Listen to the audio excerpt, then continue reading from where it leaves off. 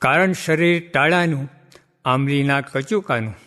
સ્વામિનારાયણ હરે સંવત 1877 કાર્તિક સુધી પૂનમને દિવસ સ્વામી શ્રી સહજાનંદજી મહારાજ ગામ શ્રી કાર્યાણી મધ્યે વસ્તા ખાચરના દરબારમાં ઉગમણે દ્વાર ઓળાની ઓસરીએ ઢોલિયા પર વિરાજમાન હતા અને ધોરો ખેસ પહેર્યો હતો ને ધોરી છીંટની ડગલી પહેરી હતી અને ધોરો ફેંટો બોકાની સહિત બાંધ્યો હતો અને પોતાના મુખારની આગળ પરમહંસ તથા દેશ દેશના હરિભક્તની સભા ભરાઈને બેઠી હતી. પછી શ્રીજી મહારાજ બોલ્યા જે પ્રશ્ન ઉત્તર કરો. પછી મુનિએ માહોમાહી ઘણી વાર સુધી પ્રશ્ન ઉત્તર કર્યા. તેમાં સ્થૂળ, સૂક્ષ્મ અને કારણ એ 3 શરીરનો વિચાર નિશિર્યો તથા વિરાટ, સૂત્રાત્મા અને અવ્યાકૃત એ 3 શરીરનો વિચાર નિશિર્યો. પછી શ્રીજી મહારાજ બોલ્યા જે કારણ શરીર છે એ જીવની માયા છે. તે જ કારણ શરીર તે સ્થૂળ સૂક્ષ્મ રૂપે થાય છે. માટે સ્થૂળ, સૂક્ષ્મ અને કારણ એ 3 જીવની માયા છે. તેમજ વિરાટ, સૂત્રાત્મા અને અવ્યાકૃત એ ઈશ્વરની માયા છે. તે જીવની કારણ શરીરરૂપ જે માયા તે વજ્રસાર જેવી છે. તે કોઈ રીતે જીવથી જુદી પડતી નથી. માટે જ્યારે જીવને સંતનો સમાગમ મળે ને તે સંતને વચને કહીને પરમેશ્વરનું સ્વરૂપ ઓળખ્યામાં આવે ને તે પરમેશ્વરના સ્વરૂપનું ધ્યાન કરે ને તે પરમેશ્વરના વચનને હૃદયમાં ધારે, તેણે કહીને એ કારણ શરીર છે તે બળીને ખોખા જેવું થઈ જાય છે. જેમ આંબલીનું બીજ હોય ને તે બીજની છાલ બીજ સાથે અતિ દ્રઢ ચોંટી હોય, પછી તેને જ્યારે અગ્નિમાં શેકે ત્યારે તે છાલ દાજીને ખોખા જેવી થઈ જાય ને પછી હાથમાં લઈને ચોળે તો જુદી થઈ જાય. તેમ ભગવાનનું ધ્યાન ને ભગવાનનું વચન તેને કહીને કારણ શરીર શેકાઈને આંબલીના ફોતરાની પેઠે જુદું થઈ જાય છે. અને તે વિના બીજા કોટી ઉપાય કરે તોય પણ કારણ શરીરરૂપ જે અજ્ઞાન તેનો નાશ થતો નથી. એવી રીતે શ્રીજી મહારાજે વાર્તા કરી. પછી શ્રીજી મહારાજે મુનિ પ્રત્યે પ્રશ્ન પૂછ્યો જે જાગ્રત અવસ્થામાં સત્વગુણ વર્તે છે અને સર્વે પદાર્થનું યથાર્થ જ્ઞાન વર્તે છે, તો પણ જાગ્રત અવસ્થામાં જે શ્રવણ કર્યું હોય તેને સૂક્ષ્મ દેહમાં જ્યારે મનન કરે ત્યારે તે સાંભળ્યું હોય તે પાકું થાય છે. અને સૂક્ષ્મ દેહમાં તો રજોગુણ વર્તે છે. તે રજોગુણમાં તો અયથાર્થ જ્ઞાન રહ્યું છે, તો પણ જે જાગ્રતમાં સાંભળ્યું હોય તેનું સૂક્ષ્મ દેહમાં મનન કરે ત્યારે યથાર્થ જ્ઞાન થાય છે. એનું શું કારણ છે? પછી મુનિ સર્વે મળીને જેની જેવી બુદ્ધિ હતી તેણે તેવો ઉત્તર કર્યો, પણ શ્રીજી મહારાજના પ્રશ્નનું સમાધાન થયું નહીં. પછી મુનિ સર્વે હાથ જોડીને બોલ્યા જે હે મહારાજ, આ પ્રશ્નનો ઉત્તર તો તમે કરો તો થાય. પછી શ્રીજી મહારાજ બોલ્યા જે એનો ઉત્તર તો એ છે જે હૃદયને વિશે ક્ષેત્રજ્ઞ જે જીવ તેનો નિવાસ છે. તે ક્ષેત્રજ્ઞ 14 ઇન્દ્રિયોનો પ્રેરક છે. તેમાં અંતઃકરણ જે છે તે ક્ષેત્રજ્ઞને સમીપે વર્તે છે. માટે અંતઃકરણમાં મનન કરે ત્યારે દ્રઢ થાય છે. કાં જે ક્ષેત્રજ્ઞ છે તે સર્વે ઇન્દ્રિયો અંતઃકરણ થકી સમર્થ છે. માટે ક્ષેત્રજ્ઞ પ્રમાણ કરે એ વાત અતિ દ્રઢ થાય છે. એવી રીતે પ્રશ્નનો ઉત્તર કર્યો ત્યારે સર્વે મુનિએ કહ્યું જે હે મહારાજ, યથાર્થ ઉત્તર કર્યો. એવો ઉત્તર બીજા કોઈથી થાય નહીં. પછી શ્રીજી મહારાજ બોલ્યા જે ગમે તેવો કામી, ક્રોધી, લોભી, લંપટ જીવ હોય અને જો આવી રીતની વાતમાં વિશ્વાસ રાખીને પ્રીતિએ કહીને સાંભળે તો તેના સર્વે વિકાર ટળી જાય છે. જેમ કોઈ પુરુષને પ્રથમ તો કાચા ચણા ચાવે એવું દાંતમાં બળ હોય ને તે જો કાચી કેરી સારી પેઠે ખાય તો તેથી ભાત પણ ચવાય નહીં. તેમ ગમે તેવો કામાદિકને વિશે આસક્ત હોય પણ આવી રીતની વાતને આસ્તિક થઈને શ્રદ્ધા સહિત સાંભળે તો તે પુરુષ વિશેના સુખ ભોગવવાને સમર્થ રહે નહીં. અને તપ્તકૃત ચાંદ્રાયણાદિક વ્રતે કરીને જો દેહને સૂકવી નાખે તો પણ જેવું આવી ભગવત વાર્તા સાંભળનારાનું મન નિર્વિષય થાય છે તેવું તેનું થતું નથી. અને આવી વાત સાંભળીને જેવું તમારું સર્વેનું મન નિર્વિકલ્પ થતું હશે તેવું ધ્યાન કરતા હશો તથા મારા ફેરવતા હશો ત્યારે નહીં થતું હોય.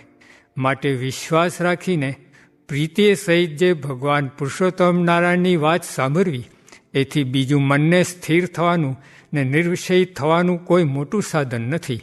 ઇતિ વચનામૃતમ. એવી રીતે કાર્યાણી પ્રકરણનું 12મું વચનામૃત જે તે થયું. સર્વે વાત સાધુ વતે છે, માટે તેને મુખ્ય રાખવા, પણ સાધુ ગૌણ થાય ને જ્ઞાન પ્રદાન થઈ જાય એમ ન કરવું.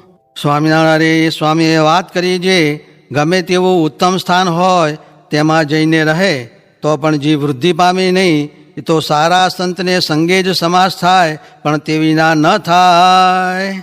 સ્વામિનારાયણ સ્વામીએ વાત કરી છે, એક દિવસ સ્વામીએ અડધી રાત્રે ઉઠીને એમ વાત કરી છે, કેટલાક એમ જાણે છે જે સ્વામી અમારી કુર છે, ને કેટલાક એમ જાણે છે કે સ્વામી અમારી કુર છે, પણ અમારો અભિપ્રાય તો મોટા મોટા સદગુરુ પણ જાણી શક્યા નથી.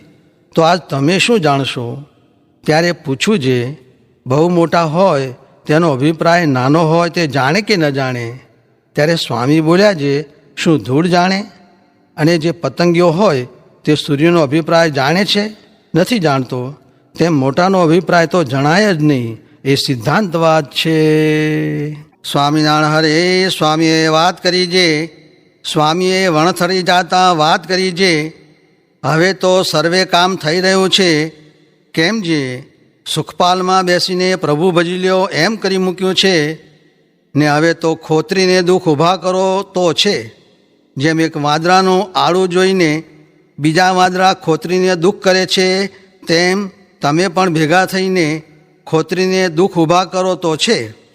એમ કહીને બોલ્યા છે, જુઓ ને, સર્વોપરી મહારાજ ને સર્વોપરી આ સાધુ ને સર્વોપરી આ સ્થાન, તેને વિશે દુઃખ રહેશે ત્યારે કીએ ઠીકાણે દુઃખ ટળશે? નહીં જ ટળે. માટે જેને સુખ્યા થવું હોય તેને આ બરાબર કોઈ નથી. એમ કહીને બોલ્યા છે, જ્યારે જ્યારે આ માર્ગે ચાલીએ છીએ ત્યારે ત્યારે ભગવાન સાંભળી આવે છે. કેમ જે મોટા મોટા સાધુ ને મહારાજ બહુ ચાલ્યા છે. ત્યારે કાશીરામે પૂછ્યું છે, જેને મહારાજના દર્શન થયા હોય તેને તો સાંભળે, પણ જેને મહારાજના દર્શન ન થયા હોય તેને શું સાંભળે? ત્યારે સ્વામી બોલ્યા છે, આપણે ક્યાં પરોક્ષ છે? આપણે તો પ્રત્યક્ષ છે. તે દર્શન દે છે, વાતું કરે છે, એવી રીતે બહુ સુખ આપે છે. પણ જ્યાં સુધી અજ્ઞાન છે ત્યાં સુધી સમજાય નહીં. એ સિદ્ધાંતવાદ છે.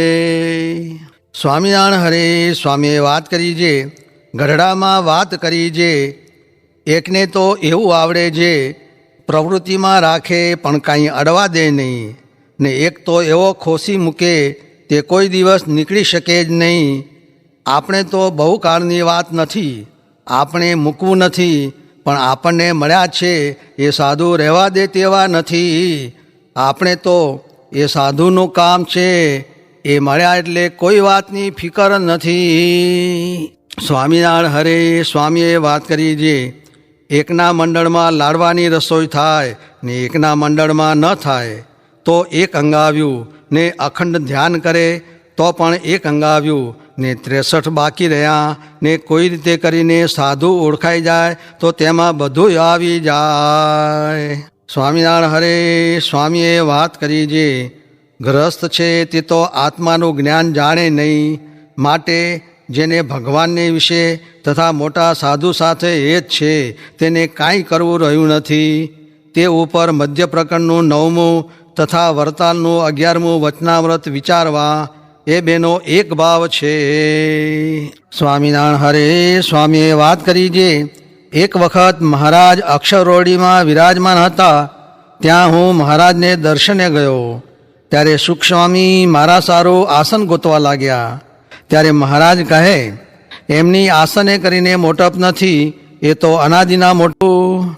સ્વામિનારાયણ હરે સ્વામીએ વાત કરી છે, ભગવાન જાણે એમ મોટા સાધુ પણ જાણે, ને આ તો ભગવાન જેવા છે તે સર્વ વાત જાણે છે.